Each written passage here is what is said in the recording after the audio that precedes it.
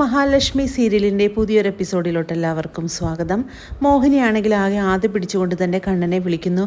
ലക്ഷ്മിയെ വിളിച്ചിട്ട് കിട്ടുന്നില്ലല്ലോ മോനെ എന്ന് പറയുമ്പോഴേക്കും കണ്ണൻ പറയുന്നുണ്ട്, മഹിയെ കരുണയാണെങ്കിൽ സ്റ്റെപ്പിൽ നിന്ന് താഴോട്ട് ഉന്തിയിട്ടു അമ്മയെ, അതുകൊണ്ട് അയാളാണെങ്കിൽ ICUലാണ്, അമ്മയുടെയും കുഞ്ഞിൻ്റെയും കാര്യങ്ങളൊന്നും തന്നെ പറയാറായിട്ടില്ല എന്നെല്ലാം കണ്ണൻ പറയുന്നത് കേട്ട് ആകെ ഞെട്ടി വിറക്കിയാണ് നമ്മുടെ മോഹിനിയാണെങ്കിൽ ഇത് കേൾക്കുമ്പോഴേക്കും ആകെ വിറങ്ങലിച്ച് തന്നെ നിൽക്കുന്നു. എൻ്റെ മോൾക്ക് എന്താണ് സംഭവിച്ചതെന്ന് ചോദിക്കുമ്പോഴേക്കും കണ്ണൻ പറയുന്നുണ്ട്, ഞങ്ങളെല്ലാവരും ICUവിൻ്റെ മുൻപിൽ തന്നെയുണ്ട്, ഞങ്ങളെല്ലാവരും നല്ല പ്രാർത്ഥനയിൽ തന്നെയാണെന്നെല്ലാം പറഞ്ഞ് ഞാൻ പിന്നെ വിളിക്കാമെന്നെല്ലാം പറഞ്ഞുകൊണ്ട് തന്നെ കണ്ണൻ ഫോൺ കട്ട് ചെയ്യുന്നു.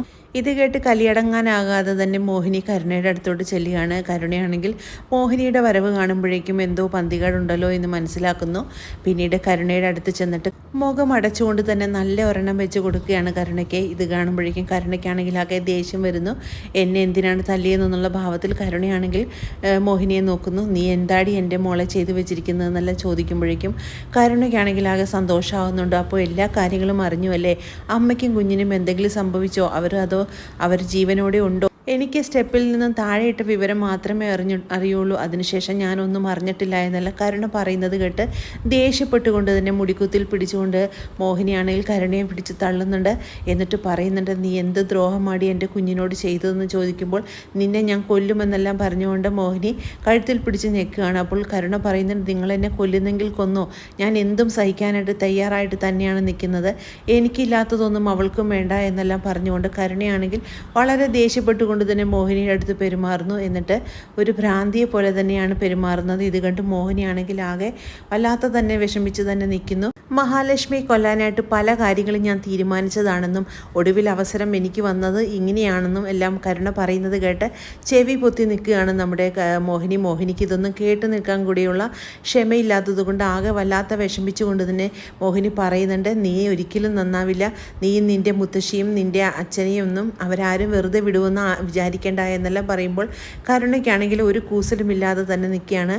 എന്നിട്ട് പറയുന്നുണ്ട്, ഇനിയാണ് നീ അനുഭവിക്കാൻ പോകുന്നത്, എൻ്റെ മഹിക്കും കുഞ്ഞിനും എന്തെങ്കിലും സംഭവിച്ചിട്ടുണ്ടെങ്കിൽ ഒരിക്കലും നിൻ്റെ ജീവിതത്തിൽ നിന്നും ആ ശാപം പോകില്ല എന്നെല്ലാം പ്രാഗിക്കൊണ്ട് തന്നെ മോഹിനി അവിടെ നിന്ന് പോകുന്നു. പിന്നീട് ദുർഗയാണെങ്കിൽ ഉണ്ണിയോടായിട്ട് പറയുന്നുണ്ട്, എടാ സഹികെട്ടാണ് മോൾ അങ്ങനെയൊക്കെ ചെയ്തത്, ഈ ഒരു വീട് മുഴുവനും തൂത്ത് തുടയ്ക്കുമെന്നെല്ലാം പറയണമെങ്കിൽ അവളുടെ നടുവല്ല ഒടിഞ്ഞു പോകില്ല എന്നെല്ലാം ദുർഗയാണെങ്കിൽ ഉണ്ണിയോട് പറയുമ്പോൾ ഉണ്ണി പറയുന്നുണ്ട്, എനിക്കതെല്ലാം മനസ്സിലാകാത്തത്, ഇവൾ എന്തുകൊണ്ടാണ് മഹാലക്ഷ്മിയെ അനുസരിച്ചതെന്നാണ്, ഇവളുടെ അച്ഛന് സുഖമില്ലാതായ സമയത്താണ് ഇവൾക്ക് ഇങ്ങനെയെല്ലാം ഒരു മാറ്റം ഉണ്ടായത്, അതുകൊണ്ട് ഇതിൻ്റെ സത്യാവസ്ഥ നേരത്തെ ഞാൻ കണ്ണനെയും മഹാലക്ഷ്മിയെ നിരീക്ഷിച്ചതുപോലെ തന്നെ കണ്ടുപിടിക്കുമെന്നെല്ലാം ഉണ്ണി പറയുന്നത് കേട്ട് ദുർഗയാണെങ്കിൽ അതിന് സമ്മതം മൂളുകയാണ്.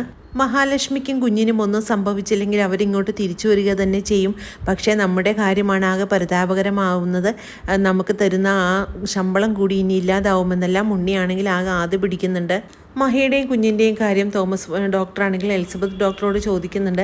അപ്പോഴേക്കും ഡോക്ടർ പറയുന്നുണ്ട്, കുഞ്ഞിൻ്റെയും അമ്മയുടെയും കാര്യം ഒന്നും പറയാറായിട്ടില്ല, എനിക്ക് അമ്മയെങ്കിലും രക്ഷപ്പെടുത്തണം, അതിനുവേണ്ടിയാണ് ഞാൻ ശ്രമിക്കുന്നതെന്ന് പറയുമ്പോൾ അപ്പോൾ കുഞ്ഞിൻ്റെ കാര്യമോ എന്ന് ചോദിക്കുമ്പോൾ രണ്ടുപേരെയും രക്ഷപ്പെടുത്തണമെന്ന് എനിക്ക് ആഗ്രഹമുണ്ട്, പക്ഷേ അത് നടക്കുമോ ഇല്ലേ എന്നുള്ള കാര്യത്തിൽ സംശയമുണ്ടെന്നെല്ലാം ഡോക്ടർ ആദ്യം പറയുമ്പോഴേക്കും കണ്ണനാണെങ്കിൽ ആകെ വിഷമിച്ച് തന്നെയാണ് ഇരിക്കുന്നത്. കണ്ണൻ്റെ അവസ്ഥ എന്താവുമെന്ന് അറിയാൻ പറ്റില്ല എന്നെല്ലാം തോമസ് വൈദ്യൻ പറയുന്നത് കേട്ട് ഡോക്ടറാണെങ്കിൽ ആകെ സങ്കടത്തോടുകൂടി തന്നെ ഇരിക്കുകയാണ്. തീർത്ഥാടനമെല്ലാം കഴിഞ്ഞ് മുത്തശ്ശിയും പ്രതാപനും കരുണാലയത്തിൽ തിരിച്ചെത്തുന്നുണ്ട്. അതേസമയം മോഹിനിയാണെങ്കിൽ ഹോസ്പിറ്റലിലോട്ട് പോകാനായിട്ട് ഇറങ്ങുകയാണ്.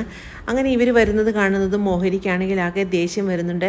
അമ്പലത്തിൽ നിന്ന് വന്നതിന് ശേഷം ഇവളെയാണല്ലോ കണി കണ്ടതെന്നെല്ലാം മുത്തശ്ശി പ്രതാപനോടായിട്ട് പറയുമ്പോൾ പ്രതാപൻ പറയുന്നുണ്ട്, അവളുടെ നിപ്പ് കണ്ടിട്ട് ആകെ ഒരു പന്തികേടാണല്ലോ അമ്മയെ തോന്നുന്നതെന്ന് പറയുകയാണ്.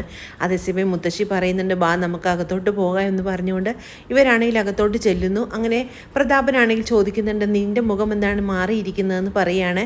അതേസമയം മോഹിനി പറയുന്നുണ്ട്, നിങ്ങളെല്ലാവരും കൂടെ അറിഞ്ഞുകൊണ്ട് തന്നെയായിരിക്കും ഇത് സംഭവിച്ചിരിക്കുന്നതെന്ന് എനിക്ക് മനസ്സിലായി, അതുകൊണ്ട് ആരെയും വെറുതെ വിടുമെന്ന് നിങ്ങൾ ആരും വിചാരിക്കേണ്ട എന്നെല്ലാം പറഞ്ഞുകൊണ്ട് മോഹിനി അവിടെ നിന്നും പോകുന്നു.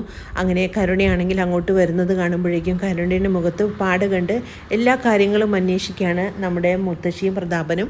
അങ്ങനെ കരുണയാണ് നടന്ന കാര്യങ്ങളെല്ലാം തന്നെ അവരോടായിട്ട് പറയുന്നു. ഇത് കേൾക്കുന്ന മുത്തശ്ശിയും പ്രതാപനുമാണെങ്കിൽ ആകെ ഞെട്ടി വിറയ്ക്കുകയാണ്. ഇനി ഇവിടെ എന്തൊക്കെയാണ് സംഭവിക്കാൻ പോകുന്നത് അമ്മയെന്നെല്ലാം പറഞ്ഞുകൊണ്ട് വല്ലാതെ ആദ്യ പിടിക്കുകയാണ് പ്രതാപൻ. എന്നിട്ട് ഇനി മാർക്കോയാണോ പോലീസാണോ വരുന്നതെന്നെല്ലാം ചോദിച്ചുകൊണ്ട് മുത്തശ്ശിയോടായിട്ട് പറയുമ്പോഴേക്കും കരുണ പറയുന്നുണ്ട്, ഇനി ആര് വന്നാലും എനിക്കൊരു പ്രശ്നമില്ല, എല്ലാം സഹിക്കാനായിട്ട് തയ്യാറായിട്ട് തന്നെയാണ് ഞാൻ ഇങ്ങനെയൊക്കെ ചെയ്തതെന്ന് പറയാണ് കരുണ. ഹോസ്പിറ്റലിൽ എത്തുന്ന മോഹിനിയാണെങ്കിൽ കണ്ണനോട് ചോദിക്കുന്നുണ്ട്, എൻ്റെ മോൾക്ക് കുഞ്ഞിനും എന്തെങ്കിലും സംഭവിച്ചോ എന്ന് ചോദിക്കുമ്പോൾ കണ്ണൻ പറയുന്നുണ്ട്, ഒന്നും പറയാറായിട്ടില്ല അമ്മയെന്ന് പറയാണ്. അതേസമയം മോഹിനിയാണെങ്കിൽ ICUവിനകത്ത് കൂടെ തന്നെ മഹിയെ നോക്കുന്നുണ്ട്. പിന്നീട് മോഹിനിയാണെങ്കിൽ കണ്ണനോടായിട്ട് പറയുന്നുണ്ട്, പ്രതാപേട്ടന് സുഖമില്ലായിരുന്ന സമയത്ത് വാമദേവനെ കുറിച്ചൊക്കെ പ്രതാപേട്ടൻ എന്തോ എല്ലാം പറയുന്നത് കേട്ടിട്ടുണ്ട്. വാമദേവനാണെങ്കിൽ ഒരു കൊലയാളിയാണെന്ന് തന്നെ വിളിച്ചു പറയുന്നതാണ് ഞാൻ കേട്ടത്. അതേക്കുറിച്ച് അമ്മയോട് ചോദിച്ചപ്പോഴേക്കും അമ്മയും ആകെ ഉരുണ്ട് കളിക്കുന്നതായിട്ടാണ് എനിക്ക് തോന്നിയത് മോനെ. അതുകൊണ്ട് ആ വാമദേവൻ ഇതിൽ എന്തോ ഒരു പങ്കുണ്ടെന്ന് തന്നെയാണ് എനിക്ക് സംശയമെന്നെല്ലാം കണ്ണനോടായിട്ട് പറയുമ്പോഴേക്കും കണ്ണനാണെങ്കിൽ എല്ലാം തന്നെ തീർച്ചപ്പെടുത്തുകയാണ്. പിന്നീട് പ്രതാപനെ ചികിത്സിച്ച് ഭേദപ്പെടുത്തിയ സൈക്യാട്രിസ്റ്റിനെ കാണാനായിട്ട് കണ്ണനാണെങ്കിൽ അദ്ദേഹത്തിൻ്റെ അടുത്ത് ചെല്ലുകയാണ്. എന്നിട്ട് ചോദിക്കുന്നുണ്ട്, ഇതുപോലെ ഒരു പ്രതാപനെ നിങ്ങൾ ചികിത്സിച്ചില്ലേ, അയാൾ എന്തെല്ലാമാണ് വിളിച്ചു പറഞ്ഞതെന്നെല്ലാം ചോദിക്കുമ്പോഴേക്കും അയാൾക്കാണെങ്കിൽ പെട്ടെന്ന് തന്നെ പ്രതാപനെ മനസ്സിലാകുന്നുണ്ട്. ഉടനെ തന്നെ ആ ഡോക്ടറാണെങ്കിൽ കാര്യങ്ങളെല്ലാം തന്നെ പറയുന്നു, ഞാൻ അയാളെ ഹിപ്നോട്ടിസം ചെയ്തിട്ടുണ്ടായിരുന്നു, അതിൽ നിന്നും അയാൾ പറഞ്ഞ കാര്യങ്ങളെല്ലാം തന്നെ സത്യമാണെന്ന് എനിക്ക് മനസ്സിലാക്കിയെടുക്കാൻ പറ്റിയിരുന്നു. അതുകൊണ്ടൊരു വാമദേവൻ്റെ കാര്യം പ്രത്യേകം എടുത്തു പറഞ്ഞതായിട്ടാണ് എൻ്റെ മനസ്സിലുള്ള ഒരു തോന്നലെന്ന് പറയുമ്പോൾ കണ്ണൻ എല്ലാ കാര്യങ്ങളും തന്നെ മനസ്സിലാകുന്നു. അങ്ങനെ കണ്ണൻ്റെ മനസ്സിലുള്ള എല്ലാ സംശയങ്ങളും അതോടുകൂടി തന്നെ തീരുകയാണ്. വാമദേവനെ നേരത്തെ തന്നെ സംശയമുണ്ടായിരുന്ന കണ്ണനാണെങ്കിൽ ഇതോടുകൂടി തന്നെ ഉറപ്പിക്കുകയാണ്, വാമദേവനും എൻ്റെ അച്ഛൻ്റെ കൊലയിൽ പങ്കുണ്ടെന്നുള്ള കാര്യത്തിൽ ഒരു സംശയവുമില്ല എന്നുള്ള കാര്യം.